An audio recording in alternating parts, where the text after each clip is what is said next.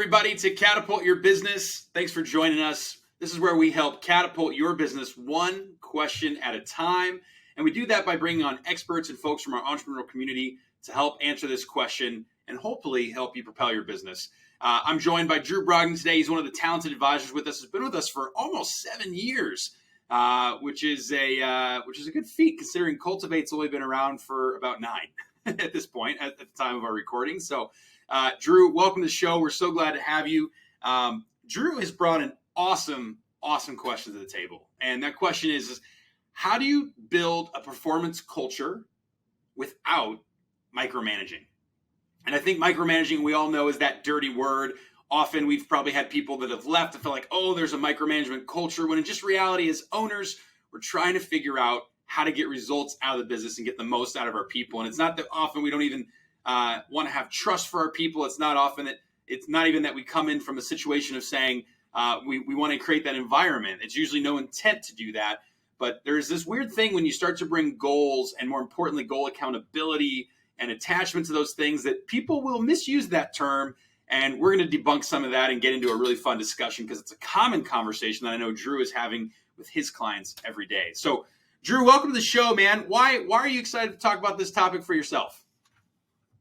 Well, first of all, thank you for having me. I've been listening to a lot of our podcasts that you've been putting out, and it's just great content. And like you said, being here for over 6 years now, the more I can try and share some of my success stories and learnings and all that jazz from my clients, the more I can just help other small business owners. So ultimately, it's just to try and give back and keep helping to the community of small business owners. And I also just love this topic because I've experienced micromanagement. I think most people have probably experienced it themselves. Yeah. I also think my clients overthink micromanagement a lot of times. Yeah. And it's just something that I know if we can get the right performance without feeling like we're overbearing either side of the party, yeah, the more it feels like a true team that's working towards a common goal. Well, I totally agree. And you already hit it dead on the head, right? This is definitely something owners are dealing with and they've maybe heard.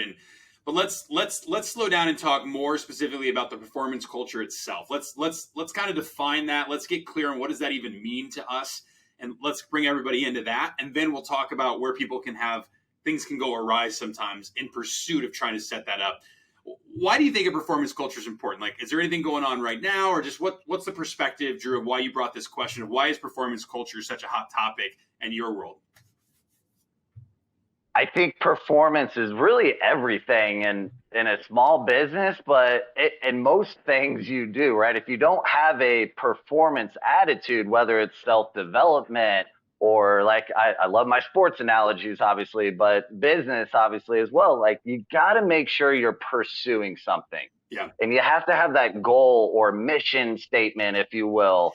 And without those things, it's really tough to just get through those hurdles and push past those barriers and problem solve with an ownership mentality, whether you are the owner or not. And I know specifically right now, it's really the past 10 years, it feels like we are going through recessions, a pandemic. Like, it just feels more turbulent than ever. Yeah. And if we don't have that performance culture, that's where I see business owners get into a lot of trouble. You said 2 really interesting things there. I'll come back to the first one around the shared goal, but I think the second one here, this turbulent time, right? Like, some industries are really affected right now by a little bit of the economic slowdown, right? Obviously, inflation all-time high at the time of us recording this. You've got the Fed coming in, throwing interest rates out, kind of slowing down the spend. There's a lot of factors, right? And a lot of different industries affected a lot of different ways. But there has been a commonality, right? Like, you've seen some closing rates slow down with our clients. We've seen just some, even just the summer, right? I feel like most summers since post-pandemic have just been slow, especially on the professional service side. I think everybody's on vacation and truly taking advantage of it after feeling that long of a lockdown in a lot of different areas. So you're right? Like, we see a lot of companies come to us asking for help that say, hey, boy, I can't get this thing to go right now. And it wasn't tight in the first place. And so it's really a mess. And that's when things fall apart. That's when you can go on the wrong trajectory of the business and it's not pointed up anymore. And it starts to point, even slightly down sometimes. And no doubt, I know you've heard this and I've even heard this from our community that the turbulence is a really good test of knowing what is the performance culture like in my organization? And so if you're listening in, right, like thinking what Drew just said, if you're listening in and going, wow, I don't feel like my people care about the level of performance of the organization as much as I do. Like if you feel that way, this episode's for you. Okay? Like that's what we're going to dig into. That's what we're going to talk about. So let's define it, Drew. Like, you already got one tip of the shared goal. Again, I'll come back to that here in a moment, but what is a performance culture? How would you define it in the easiest sense? A lot of different things come to mind. I definitely want to get your thoughts on this, but for me, and I know I alluded to it earlier, but it's a group of people working towards a common goal. Yeah. That's ultimately how I look at it. And then from there, how well are we actually making sure everyone's involved? Yep. Everyone has clearly defined goals, can have and share in success of others, right? And that's where I think anytime my good old sports analogy comes back into play, where you've got a group of individuals working towards, let's say, the Super Bowl or a championship, that's when everyone can feel the success of winning and achieving goals. But it can't be done without everyone doing their part. And that's where I think the performance really comes into play. It can't just be, the business did well, without making sure everyone from an individual standpoint clearly knows what they need to do to contribute towards that macro business goal or mission. I totally agree with you. I've heard it a couple different ways, and I would drill it down too. It's like what I think a lot about is like, the definition for me is like, is the company bought in? Right? Are the team members bought in? You're always going to have one or two stragglers that aren't bought in. You'll never get your entire team, especially as you scale larger and larger. But your job is, I always think about a tug of war. It's like your job is to have only one or two team members on the other side trying to pull, while everybody else just keeps pulling, and you're just walking across that field. And ultimately, it's like, how do you create that level of buy-in? Then I think about like it's a culture of buying into looking at data over subjectivity, and there's a culture of a desire to want to measure that data and use the best path forward to achieve the goal based on what the data tells you. That has to just be like a mindset within the culture. And then I also find on top of that is there has to be a culture of celebration, right? Like a lot of times people get this wrong where they think like, to have a performance culture, I'm going to have to be a tightwad and really tighten it up and like, I got to hold you. It's like, that's actually the wrong way to think about it. We'll come back to on the micromanagement piece, but it's actually more about celebrations. Like, are you shouting the wins? Are you hearing the wins? Are you celebrating progress? Are you creating that culture where people want to perform because they like the accolade, they like the attention and the engagement when things are moving in the right direction, right? That also ties into that. And then the last one that comes to mind for me is just, it becomes like a set of core values almost, where it's like, what is the standard that we are going to operate at, right? And I know, Drew, we talk a lot about this internally at Cultivate, right? We're always talking about like, we've got to walk the walk, right? We've got to walk what we talk. Like at the end of the day, like we give a lot of advice to owners and we help create scale, and we've been really successful at it. But we've also grown and scaled really quickly as an organization. And we often talk about like, if we're going to share something like that with a client of ours, we better be willing to do that same level of performance ourselves, right? And there's just a certain bar of how we need to operate and what we believe. And that you can tie into that, right, with people that are excited about their career, helping them show their development, showing like, why would you operate any less than this if you have these ambitions yourself that you're trying to work towards? And so it's getting that alignment, right? I think that most important word of everything I just said is alignment. So I don't know if you have any thoughts on what I just shared, otherwise we can move on. But that's how I think about, defining culture.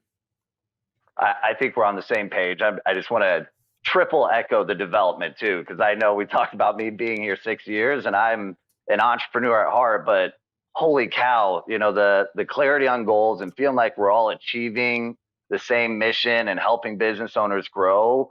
And then selfishly, I feel like I've grown way faster here than I did in my own entrepreneurial endeavors, where it's almost just keeping me hooked and wanting to keep growing and develop. And it's just, It's such a great experience to have that kind of growth performance mindset. Are you getting the advice you need for your business from this episode? Do you want to get more than just one question answered and have it customized to you and your business? Well, Cultivate Advisors works one-on-one with thousands of business owners every day. Let them help you scale your business today. Don't just listen to this episode. Take action and go to cultivateadvisors.com to see which advisor you get matched with and receive a free 2-hour business assessment on how you could scale your business to the next level. Act now at cultivateadvisors.com. I love it. I love it. Well, let's talk about some keys, right? You brought up one that was fantastic. It's like, what are you doing to actually get the goals shared? And you went straight to the juggernaut right there, right? You said, hey, macro vision, macro goal, like what is the goal everybody is in pursuit of? How have you seen that been successful with your clients? Like how do you generally approach working on that? Because I definitely agree that's step one. I think this is a very tricky one for business owners. Yeah. There's a lot of content out there on vision and mission and values. And then you have like goal setting and defining what our revenue or new client goal is. There's a lot of variables that go into it.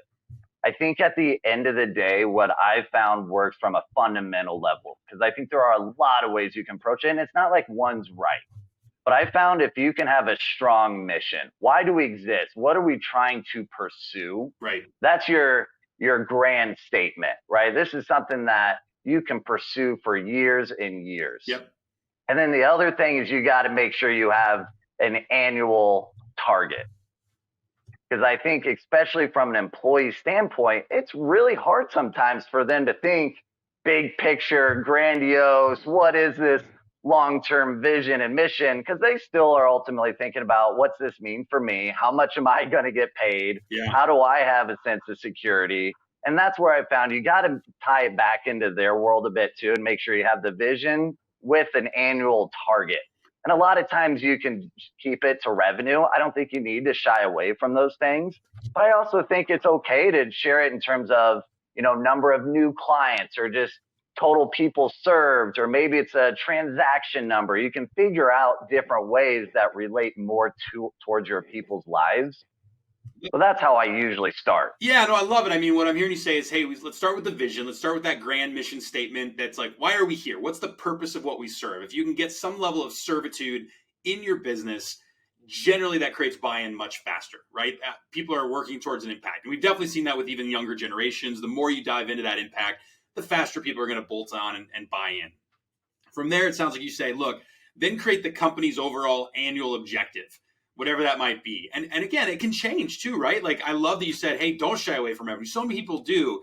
What you need to learn as an owner is like, hey, the goal might be annual revenue, but let's figure out the narrative that you're going to put around that of how you share the why to your team. That's the objective, to where they can feel some skin in that game, right? And at Cultivate, on the show, I love to talk about our situation, what we're going through.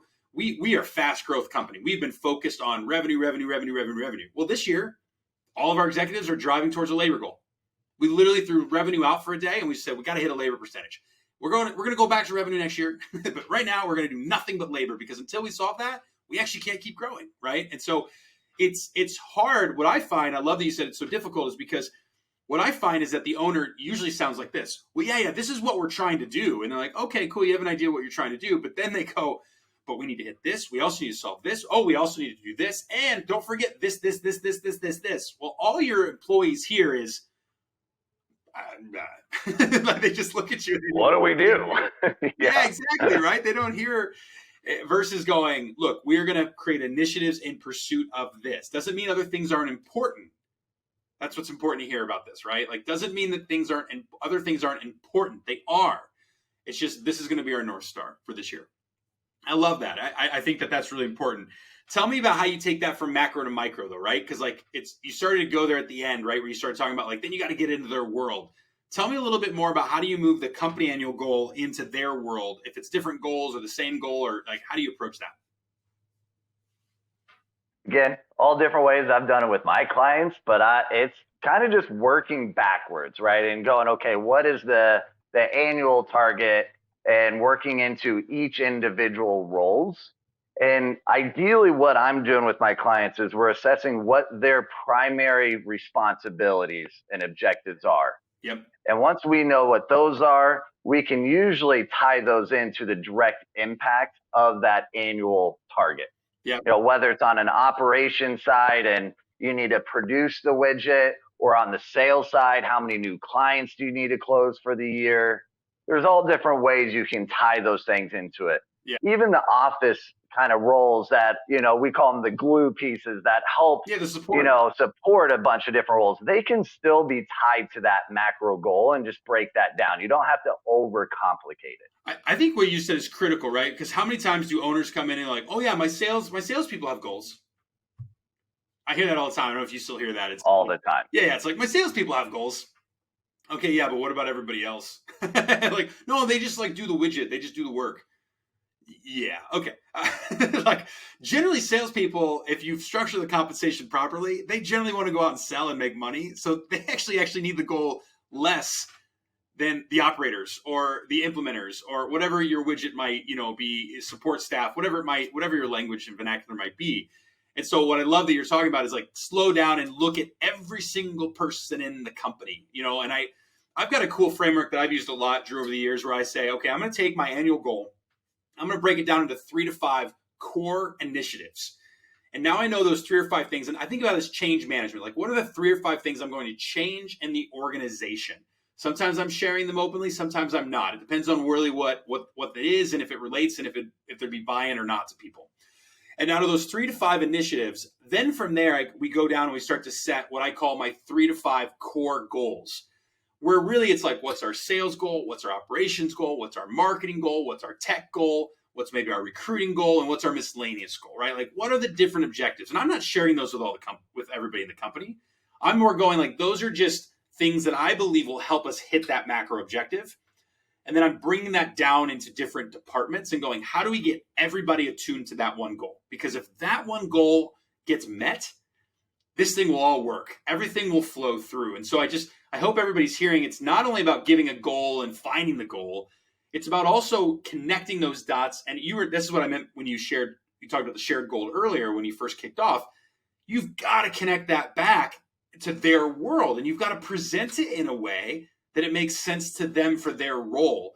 And then they hear nothing but that the whole entire year. That connection piece is huge. And it's hard. They don't feel like and it is very difficult. I couldn't agree more. People suck at it, Drew. Why? Like, yeah. Why is it so difficult? What's your perspective of why is that so hard to create the connectivity? Well, because they're lacking an advisor. Duh. Aren't we supposed to self-plug? Shameless plug. Besides that, what's the other reason? I think it is actually just a matter of slowing down. It's time. Right? We get so into the weeds and everything else that we're not slowing down. Like, I know we've talked about a lot. Like, you need to actually be planning for the next year in Q3 almost. Yeah, right now. The year before. Right now. Recording this into July. Right now, I'm so knee deep in planning for 2024 right now. Correct. Yeah. I think the other thing that's missed too is bringing some of those key people into the conversation as well, right? Like in Cultivate's scenario, we have a COO, we have a president of sales, things of that nature, where you can have that conversation and get some of that collaboration going. Because sometimes they have a different perspective on, hey, this is how I think would help us achieve said macro goal. Yep. And then that also helps with the connection from your leadership team to your employees, and getting that slow down conversation and truly aligning on what will help us drive the most within this department. I love what you mentioned there too, of looking at each almost propeller of the business, if you will, and making sure you have a clear project and outcome, a roadmap for each one, tying into that macro goal. Thanks for tuning in to Catapult Your Business, where Cultivate Advisors is helping you catapult your business one question at a time. Are you running your business, or is your business running you? At Cultivate Advisors, they'll match you with an expert advisor and do a free 2-hour deep dive for your business. This will give you the clarity you need on how to get your business to the next level. Cultivate has worked with thousands of businesses. What do you have to lose? So head over to cultivateadvisors.com and sign up for your free 2-hour session. Yeah, so let's slow down, right? We've kind of given a process here. At the end of the day, if you have a shared objective, if you have these clear macro goals, if you've taken that down to initiatives, if you've taken these down to departmental or role-based KPIs and metrics that you agree to, obviously you're going to have a way to measure them.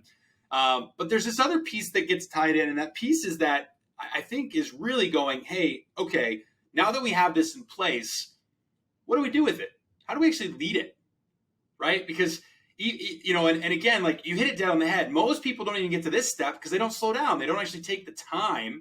I'm going to say it's not slowing down. I'm going to say it's time. It is like, I don't think people realize how important it is with your key players in the business that you're spending hours and hours and hours. I mean, personally, in the month of August, I will have 12 to 13 of my 20 days worked sitting with key executives for 6 to 7 hours talking about what is the right goal for next year and why.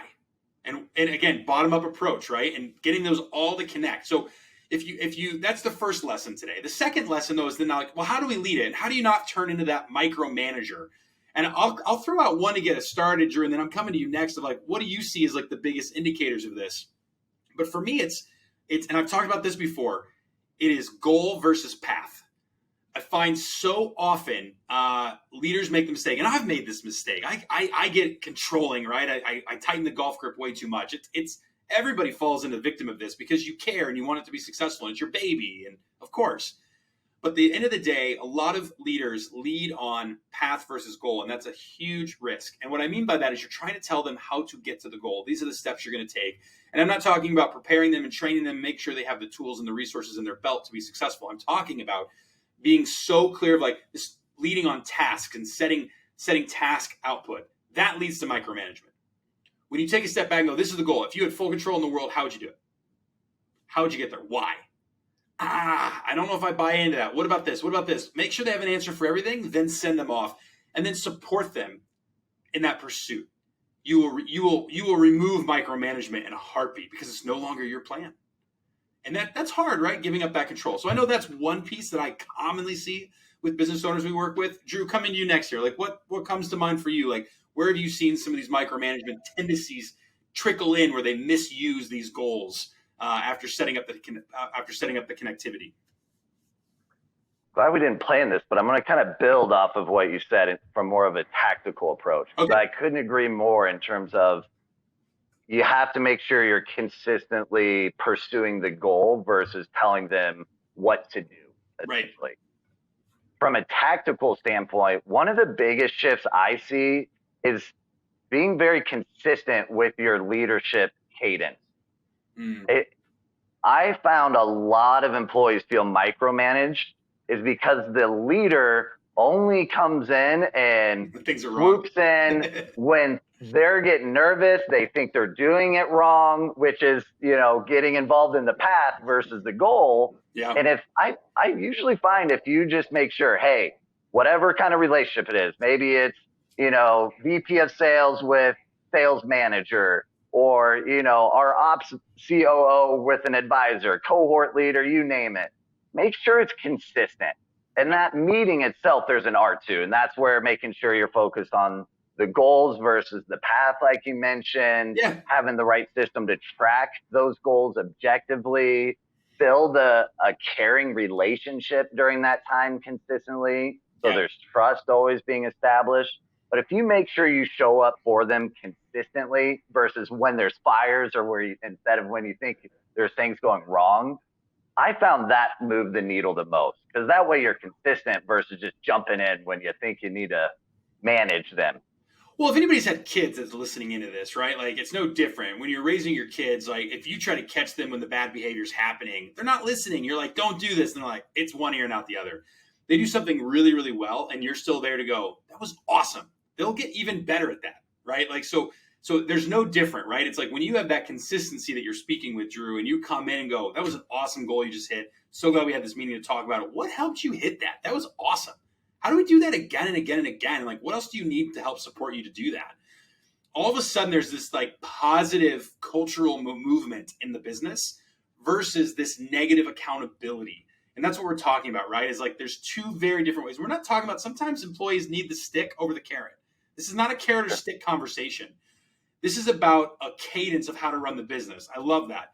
Another one that I'll throw out, Drew, that I've seen a lot of people have a lot of success with is tie the comp into the metric so that you're talking about what they're going to earn and what they can do in their life because of those earnings. So I love incentive, creative incentives. I talked about this on prior episodes in the past, but just as a friendly reminder, because it does intertwine here, connect those metrics and goals into some type of comp and try to figure out a way to create unlimited upside.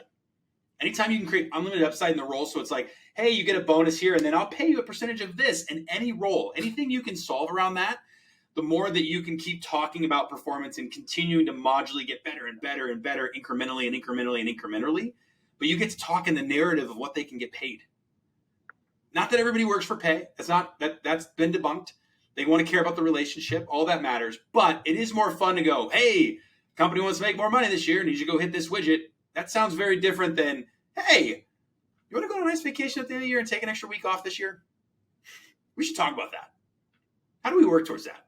It seems like if you hit these results, you'd have enough cash to do that dream vacation to Greece you were telling me about. That's different. A lot more fun combo. A lot more fun. And the performance starts to kick, right? And that's where I think that celebration we talked about earlier is so important. Drew, we're starting to wrap up on time, but any other big tips or things you'd bring when you think about performance culture and, kind of trying to avoid that micromanagement culture that can so easily get started when you start to bring that hard line to metrics? I think we hit a lot of great things. I want to start with just the consistency around goals, right? We talked about whether it's in meetings, but just always bringing that back to the forefront, not directing people towards a path, but helping them instill what the goal is consistently. Yeah. The other thing I remind a lot of my clients, stress is not always a bad thing.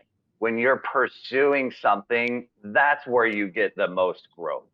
And I know yes, when it's worth it and you're pursuing the right things, it's going to be stressful. It's not easy to create a performance culture, but not only are you developing as a leader, but you're helping your people develop. And that's one of my favorite values about small business is how much we can truly create a development-oriented family performance culture.